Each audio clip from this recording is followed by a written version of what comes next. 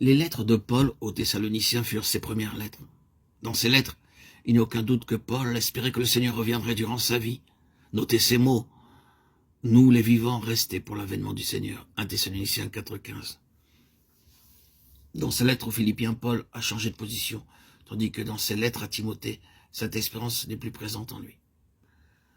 Car pour moi, je sers déjà de libation, et le moment de mon départ approche. J'ai combattu le bon combat, j'ai achevé la course. 2 Timothée 4, 6, 7. Il avait prévu le verdict de Néron. Il savait maintenant que ce n'est pas par l'enlèvement que lui-même devait aller dans la gloire. Devons-nous dire que ces deux choses se contredisent? Oh non, pas du tout. En continuant avec le Seigneur, Paul est entré dans une plus pleine révélation concernant la venue du Seigneur et de son rapport personnel là-dessus. Mais ceci n'a pas mis de côté ou n'a changé aucun fait de doctrine qui avait été exprimé plus tôt dans ses lettres aux Thessaloniciens. Tout ce qui avait été partagé dans ses épîtres était entièrement inspiré et donné par le Saint-Esprit. Mais cela était encore susceptible de développer dans le cœur de l'apôtre lui-même, et comme il voyait la signification plus pleine des choses qui étaient venues à lui plus tôt dans sa vie. Ainsi, il a constaté que dans des sujets pratiques, il devait s'ajuster. Aucune nouvelle révélation ni avancée dans la compréhension ne l'a placé dans la position de devoir nier ce qui lui avait été donné par révélation précédemment. Il s'agit de reconnaître que ces différences ne sont pas des contradictions, mais le résultat de la révélation progressive et subséquente, d'une compréhension grandissante, d'une conception plus claire, alors qu'il continuait sa marche avec le Seigneur. Sûrement, ce sont des évidences que ce progrès dans la compréhension et la connaissance de Paul l'a amené à des ajustements. Or, le grand effet de la découverte de Paul au sujet du Seigneur Jésus sur la route de Damas était non seulement de lui révéler le fait de sa qualité de fils. Assurément, il découvrit là que Jésus de Nazareth était le Fils de Dieu, comme ces mots de Galates 1, 15, 16 le montrent. Donc, dans sa qualité de Fils de Dieu, qui lui a été révélé,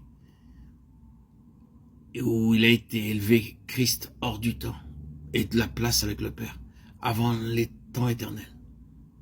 Peut-être que pour le moment, cela ne semble pas être très saisissant, mais c'est une étape très grande vers ce que le Seigneur veut nous dire. Le Christ a été élevé hors du temps. Le Christ du temps, c'est-à-dire sa venue dans ce monde en un temps donné, devient quelque chose comme une parenthèse. Ce n'est pas la chose principale. C'est la chose principale si nous regardons le tout à la lumière de la chute et du besoin du rétablissement. Mais ce n'est pas la chose principale du point de vue divin à l'origine. Je désire que vous saisissiez ceci parce que c'est à ce point que nous entrons dans la plus grande de toutes les révélations qui nous ont été données au sujet du Seigneur Jésus. L'effet de son expérience sur la route de Damas, cette élévation de Christ hors du temps, en le plaçant dans l'éternité, est venu dans la conception de Paul comme relié au dessein éternel. Et dans le dessein éternel, il n'y avait aucune chute et aucune rédemption. C'est pour ainsi dire un fléchissement dans la ligne de Dieu à travers les âges. La ligne devait aller tout droit, sans flexion, sans coupure. Mais quand elle est arrivée à un certain point en raison de certaines contingences qui n'étaient pas dans le dessein, cette ligne a dû descendre et puis remonter et de nouveau continuer. Les deux extrémités de cette ligne sont au même niveau éternel.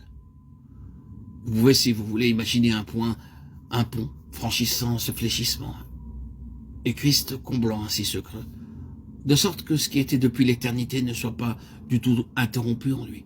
Il y a continuité en lui. Le fait de venir sur terre et toute l'œuvre de la croix est quelque chose d'autre, le résultat d'une nécessité en raison de ses contingences. Mais en Christ, d'éternité en éternité, le dessein est ininterrompu, sans brisement, sans flexion. Il n'y a aucun hiatus en Christ. Ceci est arrivé pour être relié au dessein. C'est l'un des grands mots de Paul, selon le dessein éternel qu'il s'est proposé en Christ Jésus notre Seigneur. Éphésiens 3:11. Appelé selon son dessein. Romains 8:28.